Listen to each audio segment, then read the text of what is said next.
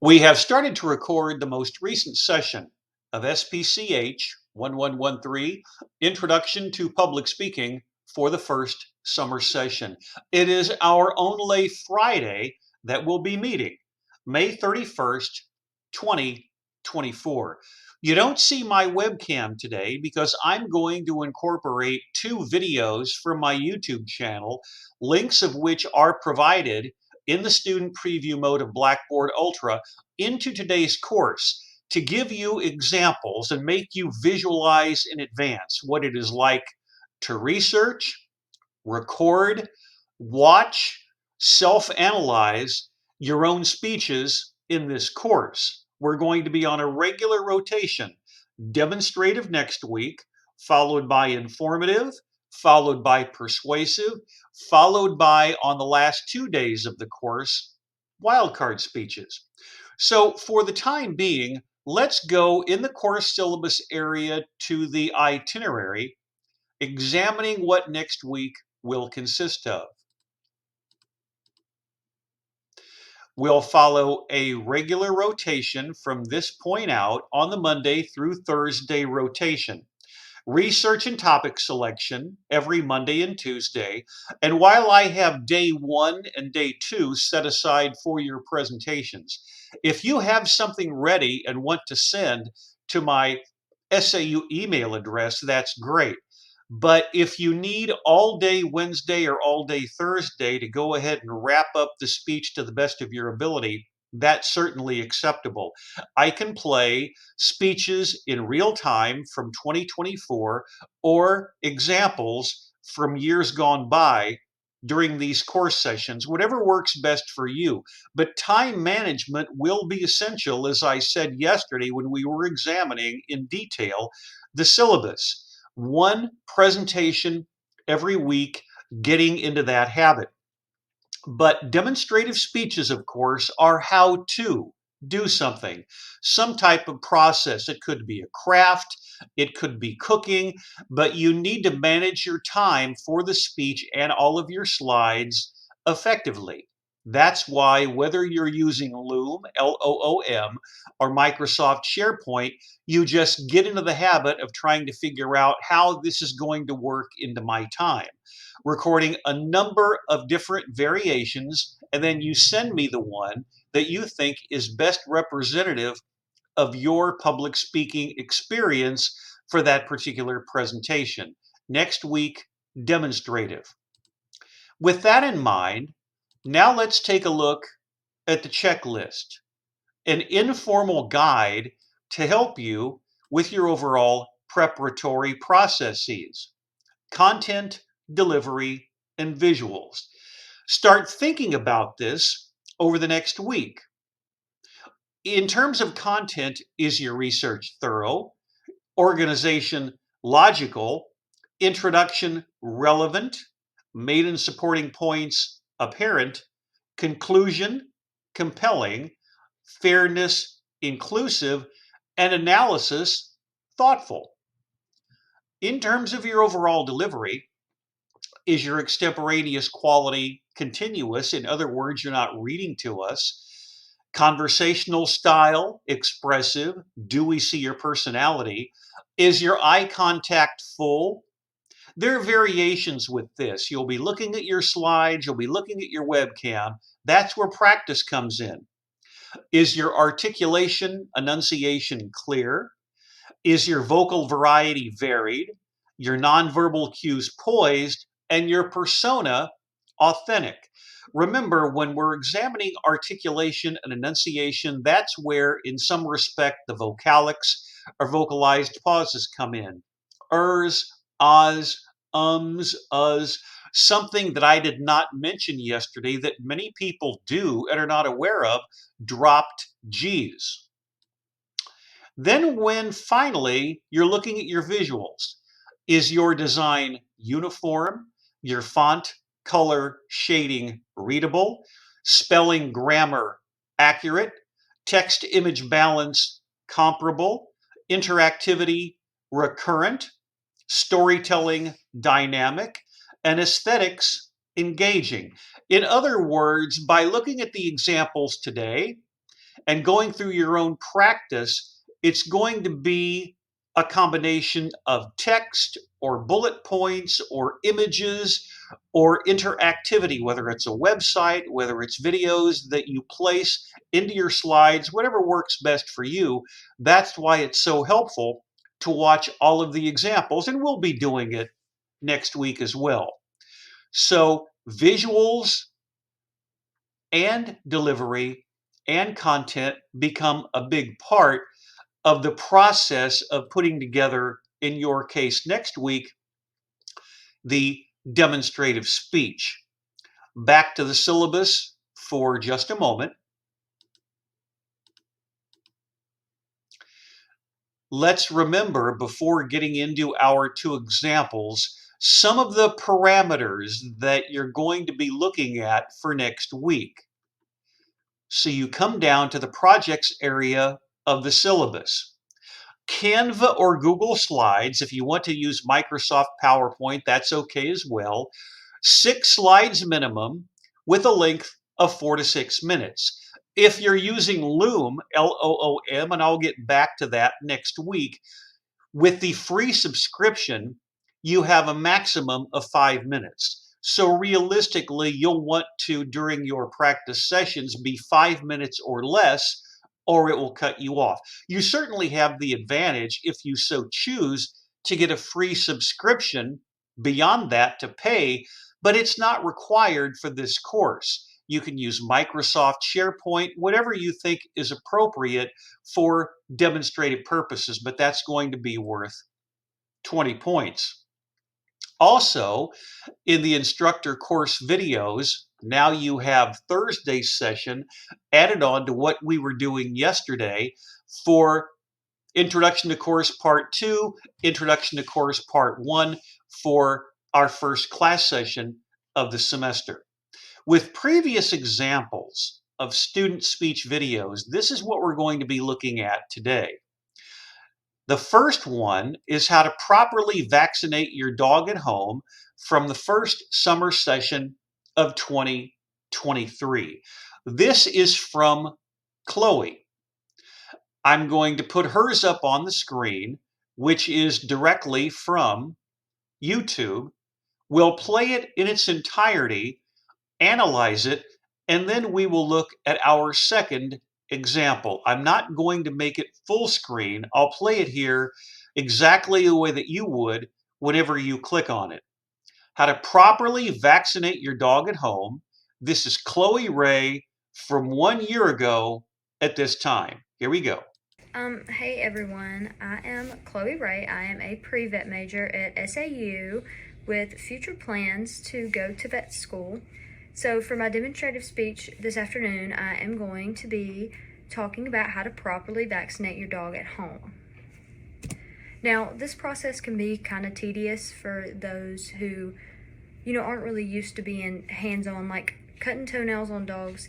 If your dogs aren't used to that, then it's best to take it to professionals. But for our requirements for today, you're going to need a syringe with a needle that will go in these little vials, which will be your vaccine. Luckily, I work at a vet clinic, so I have pretty good hands-on with all of this. Like, I'm able to get this to show. But normally one will be filled with a saline solution and the other one will be filled with the medicine.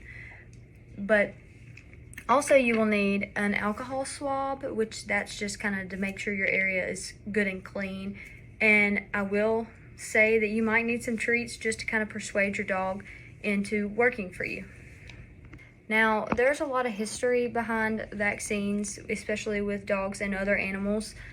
The first vaccine that was ever administered was the rabies vaccine, and this testing for the vaccine started in 1885. And it was tested on dogs before it was tested on humans. The rabies virus is normally called the street virus because it was most common in street animals like raccoons, rabbits, things that you normally see digging in the trash. In most states, the rabies vaccine is the only vaccine that's required, but there may be other vaccines like your booster and your kennel cough that will be needed in order to keep your dog healthy.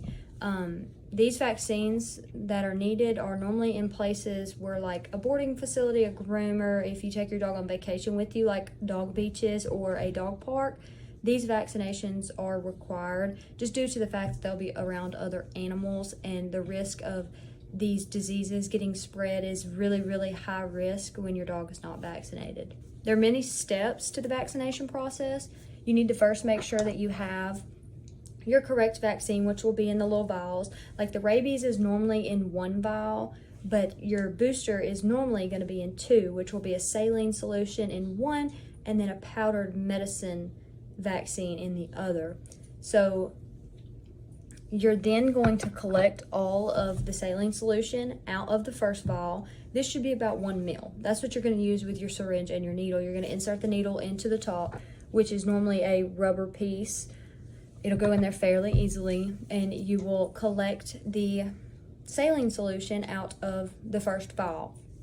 Then you will insert your needle with syringe into the medicine vial and push the plunger, which will then put the saline into the bottle. Then you'll like gently roll the vial in your hand.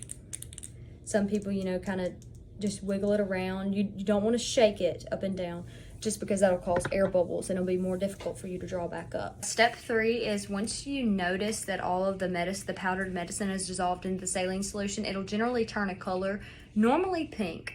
Then you'll pull the plunger back on your syringe, which will basically suck up all of the contents into your syringe, which should be about 1 ml or 1 cc.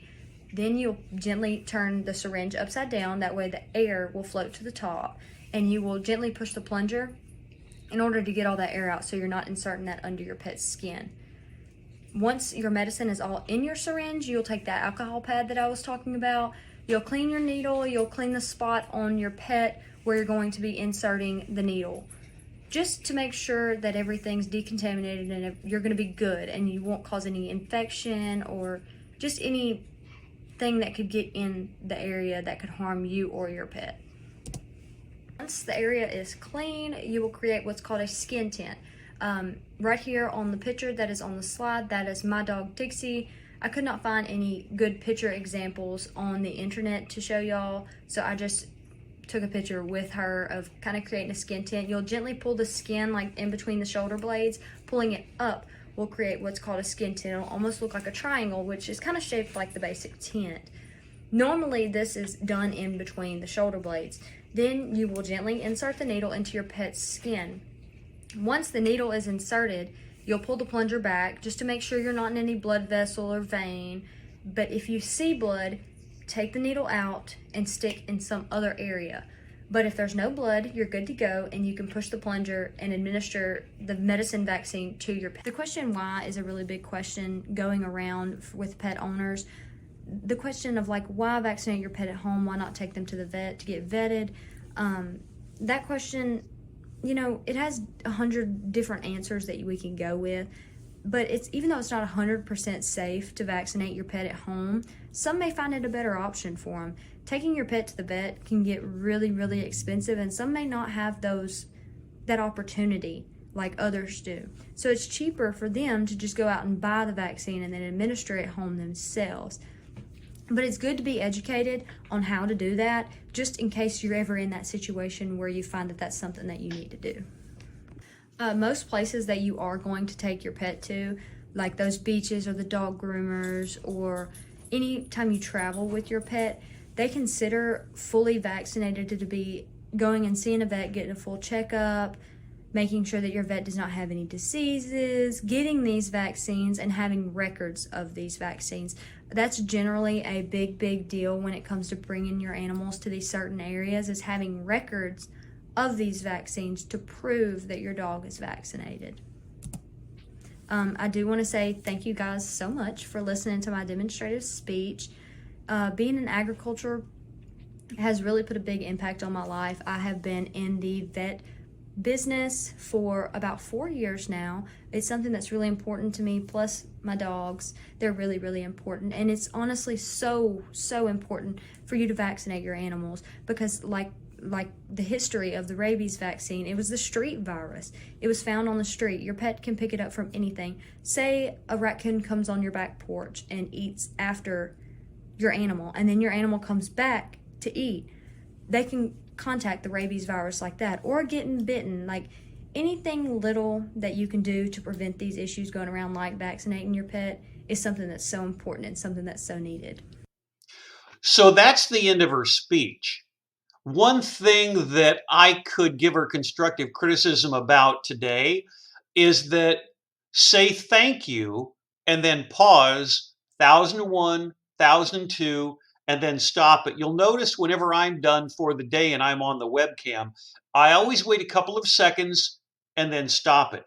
That being said, she did a really nice job during her presentation. Watch what I do here. You should do the same thing. I'll mute the audio, go back, put it in closed captioning, and start to play it in real time. Now, this does two things, and you should do this as well. What is your persona whenever you're watching yourself on screen? Do you come across as being confident? She's using Microsoft SharePoint, not Loom, but that's okay. Are you speaking in complete sentences? That's why I have the closed captioning up. Is she establishing and maintaining eye contact? Yes, she is. It's very impressive for a first major graded presentation. And she's establishing eye contact and she's being conversational, extemporaneous, speaking in complete sentences. Now let's take the closed captioning off. The storytelling ability in the slides here is really impressive. The way in which you're going to structure your slides to a great degree is going to determine whether or not you're going to remain extemporaneous. That's where the conversationality is going to flow. But as she or our second speaker from 2 years ago during the summer could tell you, they recorded multiple takes. What you see on the screen now, what you'll see in just a moment, what you'll see next week from real time 2024 and students from years gone by is primarily not necessarily the first recording. It's what they considered in real time to be the best one at the time. Let's move on to our second example from 2023 with Chloe on vaccination, which she did very well. This is Essence. The first time I ever met Essence was a few weeks ago at Spring 2024 SAU commencement. Not only was Essence the homecoming queen, but I saw her in the back because I was announcing her name at commencement and I gave her a big hug. Do you know me? So, literally, the first time we ever met in person was when she graduated from college. She took this course online 3 years ago when we were still in the midst of the pandemic. This is her demonstrative speech on how to create a glass music frame souvenir. Here it goes. Good afternoon, everyone. My name is Essence Thomas, and today I will be teaching you all how to create a glass music frame souvenir. Let's jump right into it. And the pictures you see at the top are examples of what a glass music frame souvenir is and what it would look like by the end of this video. So many ask, what is a glass music frame souvenir?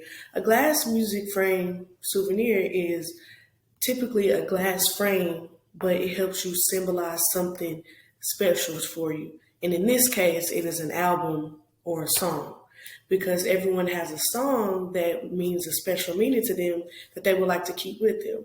So it's mostly used for weddings, birthdays. It can represent death dates, favorite songs, musical motivation, and it can also be used for home office and room decor. And it's very popular in this generation. Here's an example of one made. The history behind music memories is the use of placing a song or album on something that's transportable and transparent to remember always wherever you go. So, for example, For a soldier, maybe the national anthem will be something that means that's really dear to his heart. Wedding first dance for a newly married couple, a relationship favorite song, maybe a childhood song, or even a high school class song for a graduate to always remember. And here's an example of one of the music frames I made myself for my grandma, and I entitled it Grandma's Hands by the famous Bill Withers. And I also utilized pictures of me and her from when I was first born and when I was 3. These are the items you will need, and most of these items you can get from Dollar Tree and Walmart. The items checklist, you need a glass picture frame, which can be one of the certificates that you can get for $1 at Dollar Tree. You need spray glue. You need Oracle 15 adhesive vinyl, which can be the color of your choice. You need a printer with paper, a computer with the Silhouette 4 app, which I will be showing you what the app looks like. You will need a cutting sheet. You will need a Silhouette Cameo 4, or any Silhouette. It can be a original Cricut that will help too, but in this case, I will be showing you how to use the Silhouette Cameo 4. You will need a weaving tool, transfer tape, and scissors. Here's an example of what my Silhouette Cameo 4 looks like. It's what will be cutting for you, and the green is what the cutting board looks like. And here's the scissors and the weaving tool. And the Silhouette logo, that is what the app will look like whenever you begin to start. And here's a quote that I thought was very appropriate for this occasion. Music at its essence is what gives us memories. And the longer a song has existed in our lives, the more memories we have of it. This was quoted by Stevie Wonder. All right, step 1, you want to gather your favorite song and picture and make sure you have all your items. And when you go into the app, you type in the song as I did in this video, and you want to make sure that you're cutting in Oracle 651. Next, you want to place your vinyl in a Silhouette cutting board and make sure you allow it the full time to cut, or the words will come out wrong, like exactly the way you want it to be. And then once that was completed, you unload the machine. Next, you want to use your weaving tool to remove any of the extra vinyl away from the words, and take your tape to lay on top and make sure you rub it to where the words will come smooth off, because once you put it on the frame, you want it to stick clearly so it will stay. Then you want to print off your picture, the picture that you want to use, and so you can use on the thing. And once you spray it, you spray the front side of the picture and you lay it flat on the frame. And here's a video of me removing the tape from a frame. And as you can see, the vinyl is completely stuck on there and it's not coming off. This is a picture of the finishing product of multiple frames. As you can see, there's a couple of them, and I've used a variety of different colors and pictures, and they really turned out good. And I actually make these as a kind of like a business. So other examples of musical souvenirs that I've done are shown in this video. As you can see, I've also made keychains where you could do the same thing.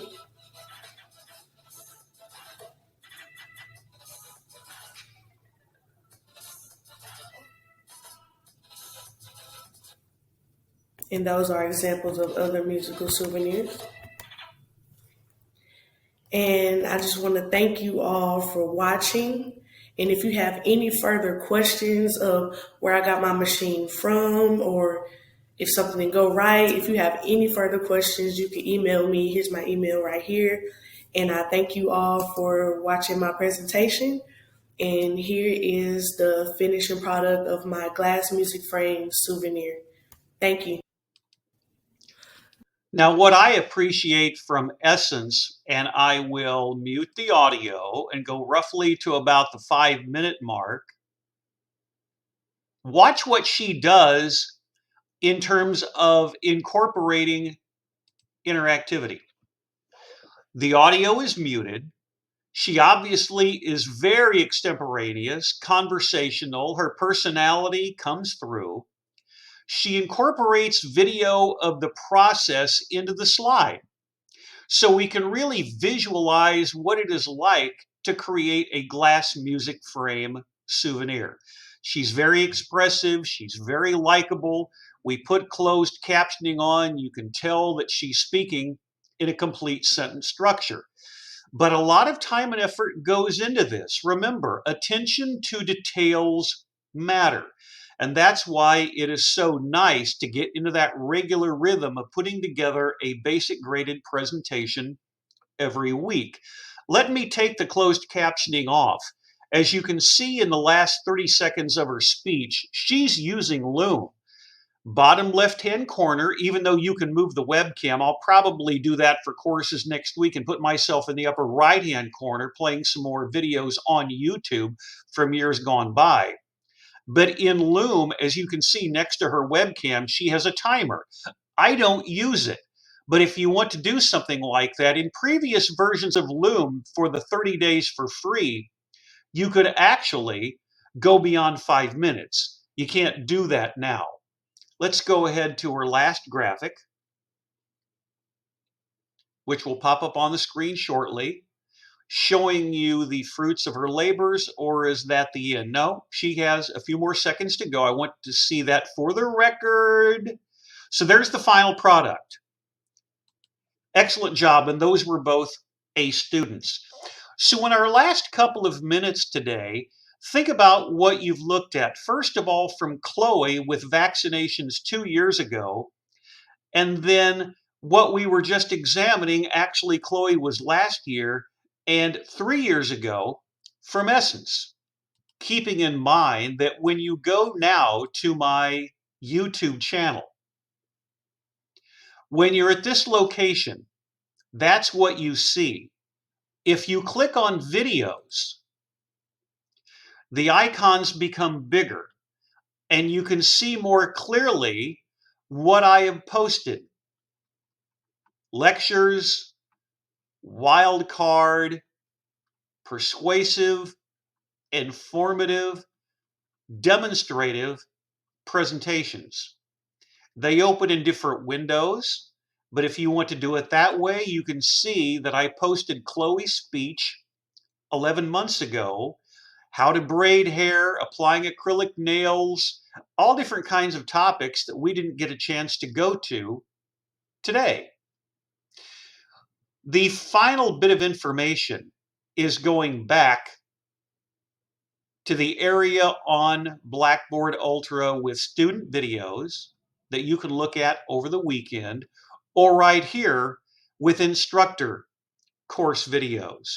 Keeping in mind with the itinerary that when we come back on Monday, we will resume demonstrative speech preparation with the reminder that right here for the course itinerary, we're going to be looking at Research Monday, Topic Selection Tuesday, and then your day set aside for speeches on days 1 and 2. But don't feel like you have to get too caught up in that before we get to topic selection and research. Visualize over the weekend your particular stylistic approaches for topics by watching course videos and also student speech videos with these links available on YouTube. So enjoy the weekend. Start thinking about what your topics are going to be, how you're going to incorporate them into slides, practice sessions, and then how you're going to be sending them to me on the format of your choice to my SAU email address. Enjoy the weekend, and that concludes our recording session for today.